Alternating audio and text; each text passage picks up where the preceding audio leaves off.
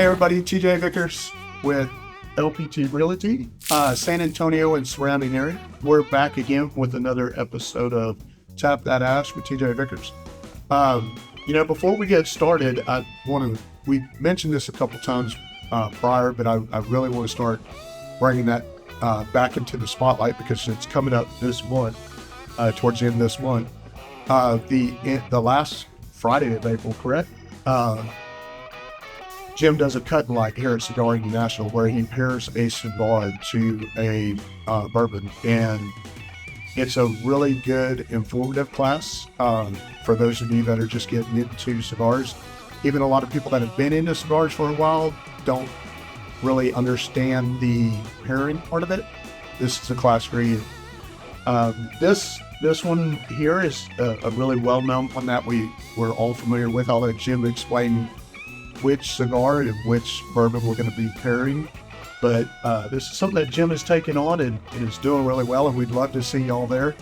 So Jim, you want to tell us a little bit about that? Yeah, hi, I'm Jim with Cigars International San Antonio, and I'll be hosting this class, just fostering conversation. The idea is that you learn a little bit about tobacco itself, the cigar, how it's made, little history, as well as bourbon. And we're going to be pairing the Buffalo Trace cigar with Buffalo Trace bourbon. So it should be a good time. Yep. Well, I hope to see y'all there. But in the meantime, this episode is going to be on shapes and sizes of cigars. They come in all different shapes, all different sizes. Everybody's like, well, which size do I want? Well, we're going to find out which shape works best for you. What size works best for you, and why they come in different shapes and sizes. So, Jim, you're the expert on this.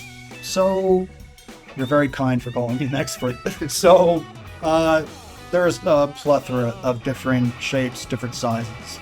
And the term for that is called vitola. There's a bunch of different vitolas out there, and I have some examples right here of some. If you want to think macro, there are two shapes of cigars. There's Parejo, which is your average everyday cigar. And then there's Figurado. Figurado is anything that is not a Parejo. So your very typical tube-shaped cigar is a Parejo. Anything that doesn't look like this is not a Parejo. A few interesting things that are included is the way that they are formed. So box pressed Parejos are still Parejos. Plasencia makes a really, really interesting one, and it is the only one that I know of. It's a hexagonal box pressed Parejo, but still a Parejo. Alec Bradley, the second cigar that they came out with something called the Trilogy. And they call it the Trilogy because it's triangular. And it's just a real interesting shape. As far as shapes are concerned and what's right for me, it depends on what you're comfortable smoking. What fits your smoking style? So I like to work with my hands a lot and still enjoy a cigar. So I chop on mine and just keep it there, and so I need something that's going to be comfortable, something I don't feel is going to fall out of my face. There's different sizes, and sometimes that will impact the flavor. So 80% of the flavor of cigar is going to come from the wrapper. The wrapper is the outside leaf of the cigar. When you have more wrapper, you have more flavor. So if you have a lunatic, this is 7 by 70. That means it's 7 inches long and it has a 70 ring gauge. It's mostly filler. So you're going to have less flavor, and the flavor's going to be less strong than one of its little brothers that you can see. One of the easiest ways to step out of being a Parejo is just to put a pointy end on one of your cigars. Timeless does this, Timeless Supreme, and they have one of the sharpest torpedo points that I've seen. And the shape is called a torpedo. Rocky Patel created their own vitola. So they have something called the ba. And it's almost like a Solomon, which I'll introduce to you next. But it flares out towards the foot. And when it does that, where it's skinny at the head and flares out towards the foot, that's called a pyramid. But this particular shape, because it has a rounded edge, rounded foot and rounded head, they call the ba. I happen to really like this shape. It is deceptive with the amount of time that it smokes, because it starts out fat towards the foot and then gets skinnier, so it actually lasts longer than I would have expected. Onto the Solomon. Placencia makes probably the most impressive Solomon that I've seen. It is a pyramid. So again, pyramids are skinny at the head and fat towards the foot. The reason it's a Solomon is because it has what we call a nipple foot. And that's where it goes down to about a 38 ring gauge to the tip. This one's called the Almafuerte Generacion V. It is 7 inches long and has, at its largest point, 58 ring gauge. Each year, Espinosa puts out a Warhead, which is a brand of their cigar, and they're all delicious. If you find them, if you can find them, pick up a box, because they're incredible. This is the 9th edition that was introduced, the latest edition, and you notice that it's also a pyramid. So it flares out, and it's also a Solomon because it has that nipple foot. So what you're going to find is Parejos. Anybody can be taught to roll them. When you start getting into Figurados, and this goes into flavor, normally you're going to get a higher quality cigar because you have more experienced rollers that make the cigars, roll the cigars. So you're going to find a higher quality, but you're also most likely going to have a much better experience.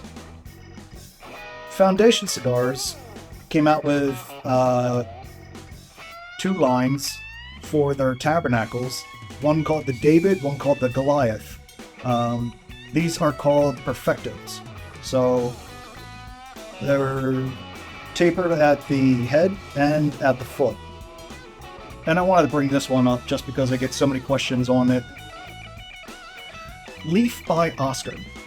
Oscar Valladares creates this cigar, and nobody really knows what to do with it the first time that they come up to me to try to smoke it. Where do I cut it? How do I light it? So what this is used to protect the cigar instead of cellophane. It is just a tobacco leaf that wasn't nice enough to put into a cigar, so they figured that they'd be clever, have a marketing campaign using the leaf itself as protection for the cigar. All you're going to do is take this outside band off, then you're going to peel like a banana the outside tobacco leaf out, and then you're going to have a regular, normal Parejo cigar waiting for you underneath. So there are different flavors. What you're going to find with especially Solomons is you may see a large change in flavors as you progress through the cigar. So that's because you have less wrapper and more filler here, and then you get more and more wrapper as you get towards the head of the cigar. So cigar, I keep saying head and foot. The head is up top. That's where you're going to put your mouth on, and then the foot is bottom. That's where you light it.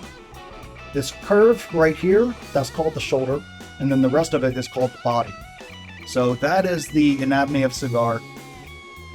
And vitola. So vitola is size and shape. Size is measured by 2 things, ring gauge and length. So I've mentioned some of the sizes before, but how do we actually get that ring gauge? What does that mean? ring gauge is measured in 1/64ths of an inch. So if you have a 64 ring gauge, that cigar has a 1-inch diameter. So a 70 ring gauge is just over 1 inch in diameter. And that, I hope, helps explain a little bit about the experience that you're going to have when you select different cigars.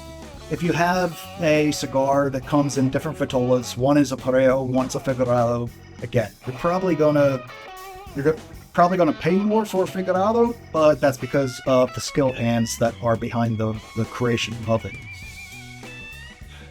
Any other questions? Yeah, so here's going to be a common question that I get. I hand out a lot of cigars, as you know. So one of the common questions when I hand a torpedo to somebody versus just a regular shaped cigar is there a particular cut that I use for a cigar based on its shape? That's a fantastic question. I get that a lot too, and I actually do have preferences. Honestly, that's what it boils down to. It's individual preference. It's what you, the smoker, want to enjoy. The only time that this is not the case is with the punch. You cannot use a punch on every single cigar. A torpedo, a bellicoso, a Solomon, they have pointed heads, so a punch will not work. Now, as far as my personal preferences, when I have a brand new cigar for the first time, I will normally, excluding what I just mentioned, I will normally try to punch it. And that's because it leaves the most amount of tobacco. So I still get the flavor of some of the cat as I draw the smoke in. So it's flavor from the smoke and flavor from the tobacco itself. Box pressed, that's where they come out square. When it's a square box pressed, I will normally V-cut it. For bellicosos and Solomons, I'll also normally V-cut them. And what it does is it helps center the smoke over the center of my palate and then kind of fill the rest of my mouth with the flavor. So straight cuts, again, it's the one thing that you can use on, it's the one type of cut you can use on any cigar ever. It's the toughest to master, but I will typically straight cut a Parejo. So that's a great question today. So, yeah, I prefer a straight cut, especially when I'm trying to do cigar, just so I get that full flavor. Now, on cigars that I smoke a lot, that I'm fully aware of the flavor profile of that cigar, I tend to chew a little bit too. So a lot of times I'll go to a V-cut just because it holds the cigar together a bit longer for me. But again, just like what you stated, it boils down to personal preference. There's not, well, I'm not going to say there's no right way and wrong way, because there is. But, cigars are pretty open to the guy holding the cigar or the girl that's holding the cigar. It's up to you and your preference, from flavor profiles to natural cigars to your flavored cigars, all the way down to the size. So the biggest thing is, put it in your hand, enjoy it, enjoy a drink with it or not. But hope to see you here and hope to enjoy a cigar or stick with you. And, let's see y'all at the cutting light. Okay, see you when y'all come down. Cheers.